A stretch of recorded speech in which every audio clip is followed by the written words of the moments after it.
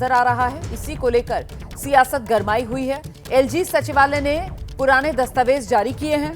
2022 में केजरीवाल ने की थी मंदिर हटाने की सिफारिश। ये एलजी सचिवालय की तरफ से कहा गया है।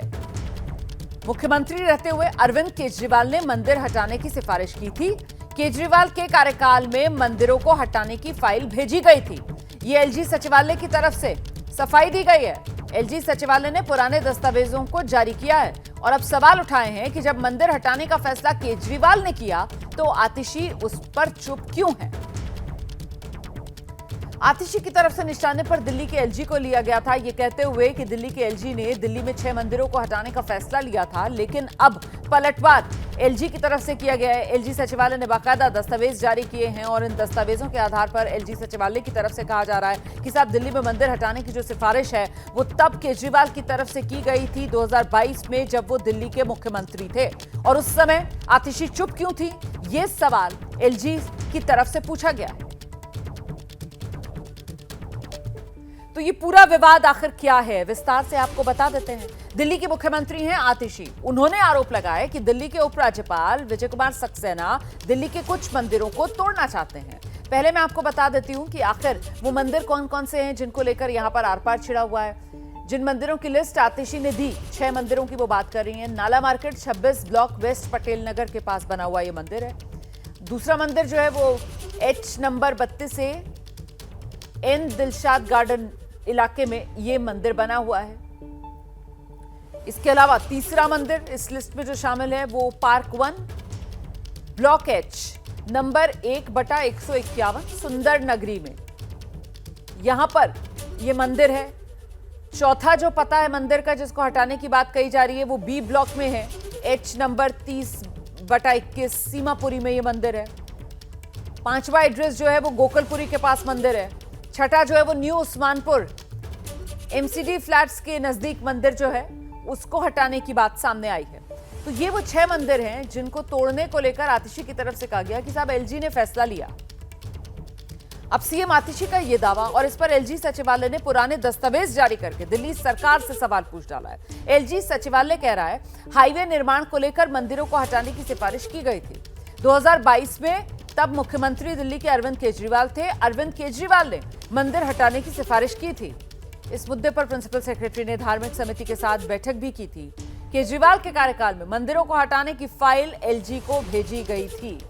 इस फाइल में दिल्ली के अलग अलग हिस्सों में 9 मंदिरों को गिराने की सिफारिश थी। 9 मंदिरों में से 7 मंदिर करावल नगर, 2 मंदिर न्यू उस्मानपुर क्षेत्र के थे। 2016 में तत्कालीन गृह मंत्री सत्येंद्र जैन के कार्यकाल में 8 मंदिरों को गिराने की स्वीकृति दी गई। इतना ही नहीं, सत्येंद्र जैन के कार्यकाल में 8 मंदिरों को गिराने की जो स्वीकृति दी थी फाइल एलजी को भेजी गई थी। और फिर सीएम आतिशी अब ये बता दें कि मंदिरों को हटाने की जो राजनीति हो रही है अब उसका जिम्मेदार कौन है, ये बताएं सीएम आतिशी।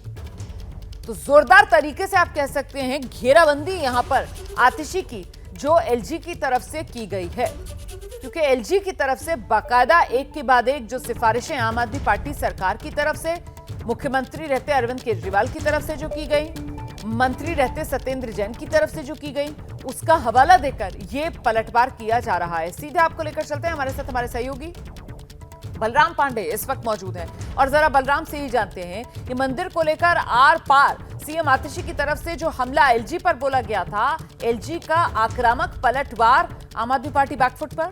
बलराम। बिल्कुल, देखिए जिस तरीके से दिल्ली की मुख्यमंत्री आतिशी ने आरोप लगाए थे कि एलजी की सहमति से दिल्ली के तमाम इलाकों में करीब 6 मंदिरों को तोड़ने की इजाजत दी गई है, उसको लेकर के उन्होंने एलजी को पत्र भी लिखा था। और साथ ही जो 22 नवंबर को प्रिंसिपल सेक्रेटरी होम ने धार्मिक समिति के साथ बैठक की थी जिसमें यह निर्णय लिया गया था कि इन 6 मंदिरों को हटाया जाएगा, उसकी कॉपी भी भेजी थी।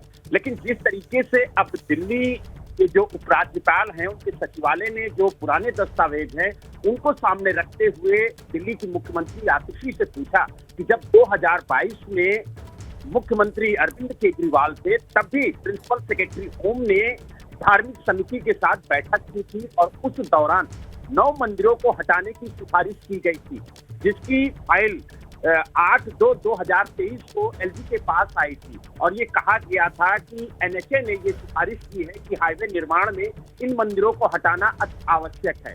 उस समय मुख्यमंत्री ने इसका विरोध क्यों नहीं किया? साथ ही उन्होंने ये भी आरोप लगाया कि 2016 में जब मुख्यमंत्री अरविंद केजरीवाल थे और गृह मंत्री सत्येंद्र जैन थे, उस समय भी 8 मंदिरों को हटाने की सिफारिश सरकार की तरफ से की गई थी। उस समय भी प्रिंसिपल सेक्रेटरी होम ने धार्मिक समिति के साथ बैठक की थी और उस फाइल को हमारे पास भेजा गया, लेकिन उस समय भी मुख्यमंत्री चुप रहे।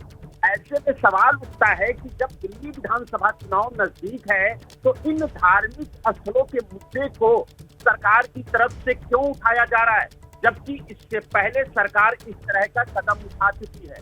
लेकिन कहीं ना कहीं जिस तरीके से दस्तावेजों के सहारे एलजी और सरकार दोनों आमने सामने है और एक दूसरे पर आरोप प्रत्यारोप लगा रहे हैं, उससे जो दिल्ली में सियासत है वो जरूर गर्म हो चुकी है और आरोप प्रत्यारोप का सिलसिला धर्म स्थलों को लेकर के लगातार जारी है। हालांकि जिस तरीके से एलजी सचिवालय ने मुख्यमंत्री को घेरने की कोशिश की और सवाल खड़े किए कि जब इन मंदिरों को हटाने की सिफारिश सरकार की तरफ से की गई थी तब भी सरकार में आतिशी थी और उस दौरान मुख्यमंत्री अरविंद केजरीवाल थे, गृह मंत्री सत्येंद्र जैन थे और जो आरोप आतिशी लगा रही हैं कि जब 22 नवंबर 2024 को धार्मिक समिति की बैठक प्रिंसिपल सेक्रेटरी होम ने की और उसकी रिपोर्ट मुख्यमंत्री और गृह मंत्री को ना भेज के सीधे एलजी को भेजी, ये सवाल उन्होंने खड़े किए। जबकि नियम ये है कि जो प्रिंसिपल सेक्रेटरी होम धार्मिक समिति बिल्कुल कहीं ना कहीं देखिए